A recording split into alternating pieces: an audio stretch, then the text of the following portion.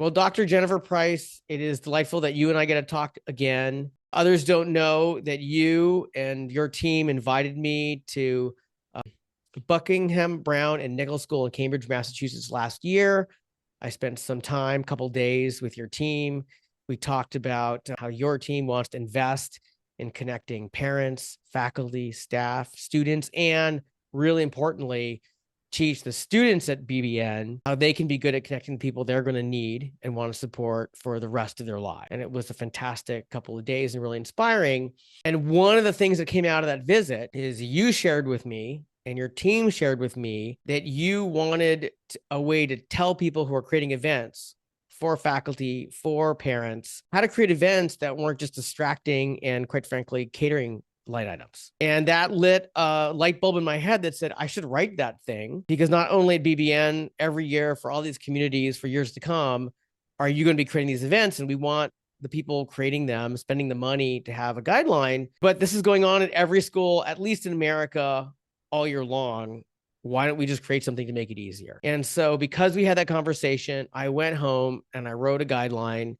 And because I'm not full of hubris all the time, I then reached out to educators and said, is this helpful? And we refined it and we released it. And I'd love talking to you about this in a moment, because people don't know you've spent decades teaching, head of school, superintendent, leading schools through strategic changes, which included lots and lots of stakeholders. And I know that that meant you needed to create events for people to get to know each other and build trust and admiration for one another for years and years and years. And you're the perfect person to know what's a resource to help make those events better. So long introduction. Thanks for this time. I'm curious, what do you want to share now that we're finally releasing this? Yeah, well, I think being really intentional about this work, I really appreciated working with you because it was about being intentional. I think so often we set up these events and we're like, okay, the event is coming. We've got the caterers, we've got the tent, we've got the tables.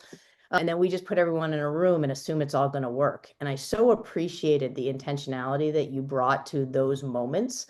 And a few things stood out for me. One, it may seem small, but like the setup really matters. Like I appreciated even your comments about where's the lighting? How are the tables set up? Like it matters in order to create community. Obviously, as an educator, as anyone working in these spaces, what you really want is community.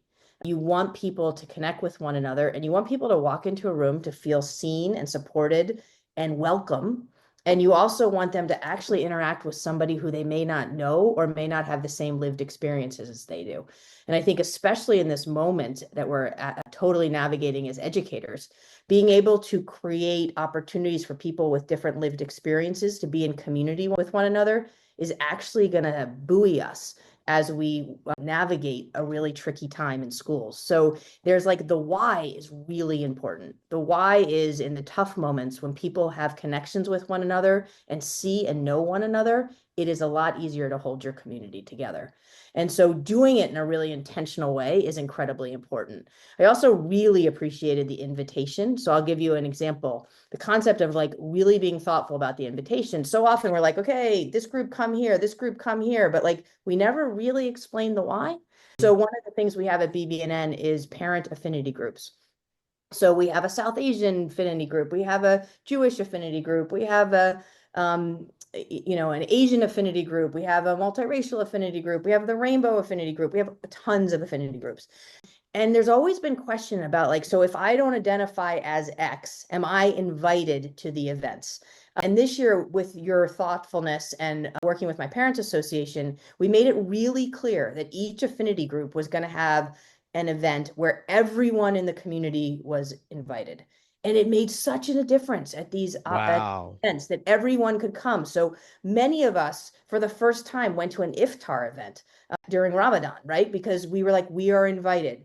Actually, this Saturday, we have a holy event where the South Asian families are inviting the whole community. Noche Española, Chinese New Year.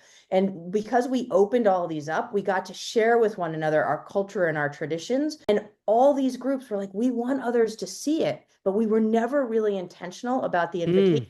So folks didn't want to like show up to something and be like, should I be here? Should I not be here? So we just got really intentional. And I think thinking about the invitation really matters. I have chills hearing you share about how helping everyone involved just understand what does an invitation look like that's effective.